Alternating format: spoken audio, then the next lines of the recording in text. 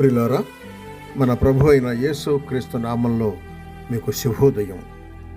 ఆయనను గూర్చి అనుదిన ఆత్మీయ ఆహారం, డిసెంబర్ 24 బుధవారం.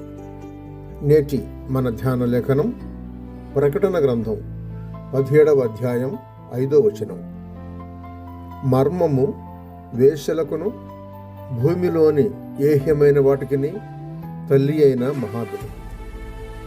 వ్యాఖ్యాన అంశం మర్మములు. వ్యాఖ్యాన అంశం మర్మములు. వ్యాఖ్యానం: ఆయా మర్మాలు క్రొత్త నిబంధనలో చెప్పబడ్డాయి. మొదటిగా క్రీస్తు సంఘమే మర్మము అని చెప్పబడింది. ఎఫెసీ పత్రిక 3:4-6 వచనాలు చూడండి. అసలు దైవభక్తిని గురించిన సమాచారం, దాని విధులు, భాగాలు, సత్యాలు గొప్ప మర్మమై ఉన్నమట. చూడండి, 1 తిమోతి పత్రిక 3:16 వచనం. రెండవదిగా దేవుని మర్మము వాక్యం అంటోంది. ప్రకటన గ్రంథం 5వ అధ్యాయం 7వ వచనం. ఈ మర్మము క్రీస్తు మర్మము అని కొలసై పత్రిక 4వ అధ్యాయం 2, 3, 4 వచనాల్లో పేర్కొంటోంది. మూడవదిగా దేవుని మర్మమైన క్రీస్తు అని కొలసై పత్రిక 2వ అధ్యాయం 2వ వచనంలో ఉన్నది. నాలుగవదిగా అది సువార్త మర్మము అని ఎఫెసీ పత్రిక 6వ అధ్యాయం 19వ వచనం చెప్తోంది.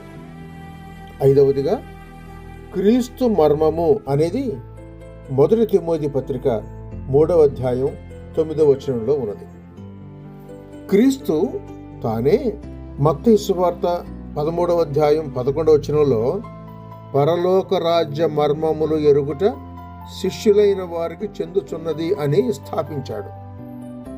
అన్యుల కాలం తీరి వారిలో రక్షింపబడవలసిన వారి లెక్క పరిపూర్ణం కాగా సంఘం వెళ్ళిపోయిన తరువాత గొప్ప శ్రమల కాలంలో మిగిలిపోయిన ఇశ్రాయేలు జనులందరూ రక్షింపబడుదురు అను అంశం మర్మము అని రోమా పత్రిక 11వ అధ్యాయం 25, 26, 27 వచనాల్లో పిలువబడుతుంది.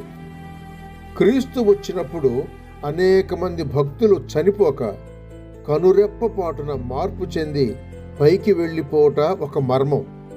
1 కొరింథీ పత్రిక 15వ అధ్యాయం 50, 51, 52 వచనాలు చూడండి. సాతాను ఉండేది ధర్మ విరోధ సంబంధమైన మర్మం. 2వ తెస్సలోనిక పత్రిక 2వ అధ్యాయం 7వ వచనం. బాబెలు వేశ్య సంగతి మర్మముగా ఉన్నది. ప్రకటన గ్రంథం 17వ అధ్యాయం 5వ వచనంలో. క్రీస్తు భార్య అనే సత్యం గొప్ప మర్మమై ఉన్నది అని ఎఫెసీ పత్రిక 5వ అధ్యాయం 32వ వచనం చెప్తోంది. ప్రియులారా, మీరు క్రీస్తు భార్యలో భాగమేనా?